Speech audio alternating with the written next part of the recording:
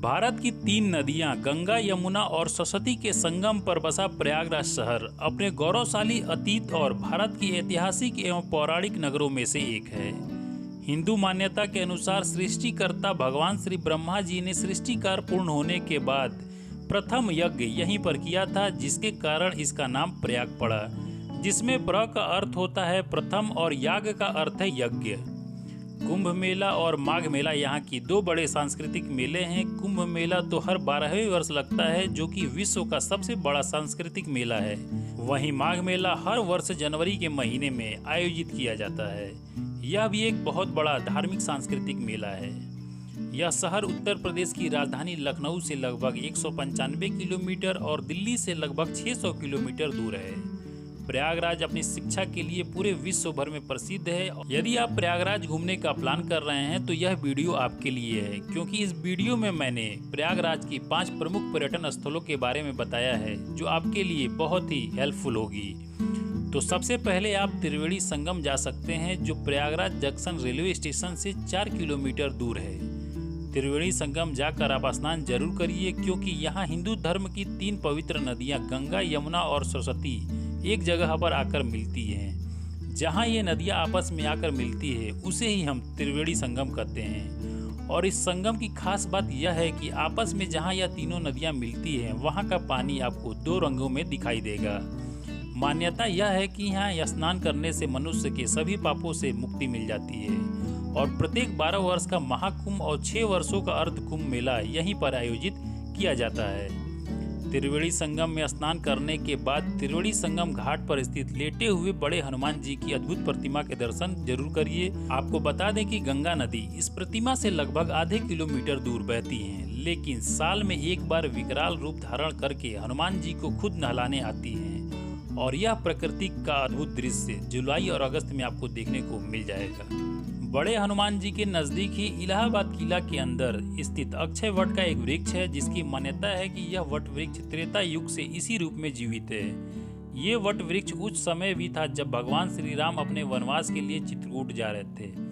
तब यहाँ पर स्वयं भगवान कुछ समय के लिए विश्राम किए थे और इसे लाखों वर्षों के जीवन का आशीर्वाद दिया था।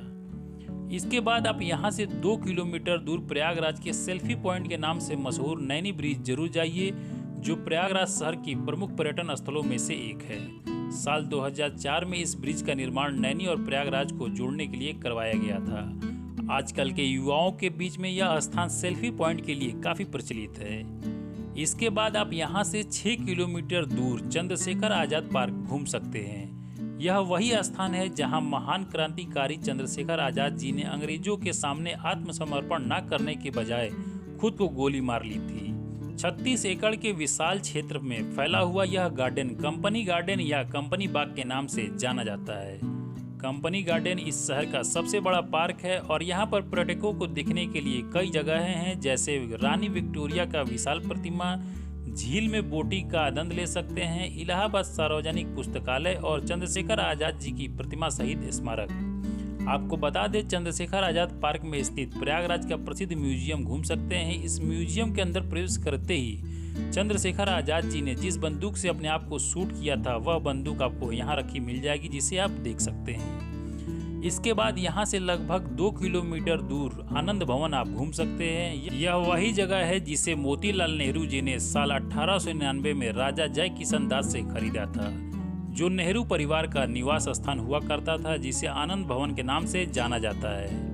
उस समय जवाहरलाल नेहरू जी की उम्र मात्र 10 साल की थी और यहीं पर इंदिरा गांधी जी का भी जन्म हुआ था। इस भवन में मोतीलाल नेहरू, जवाहरलाल नेहरू, इंदिरा गांधी और गांधी परिवार के जीवन से जुड़ी कई घटनाओं को चित्रों के द्वारा प्रदर्शित करके दिखाया गया है। आनंद भवन परिसर के अंदर स्थित तारा मंडल में प्रदर्शनी के रूप में ब्रह्मांड की कई चित्रों को लगाया गया है, जिसे देखने के लिए आप जा सकते हैं।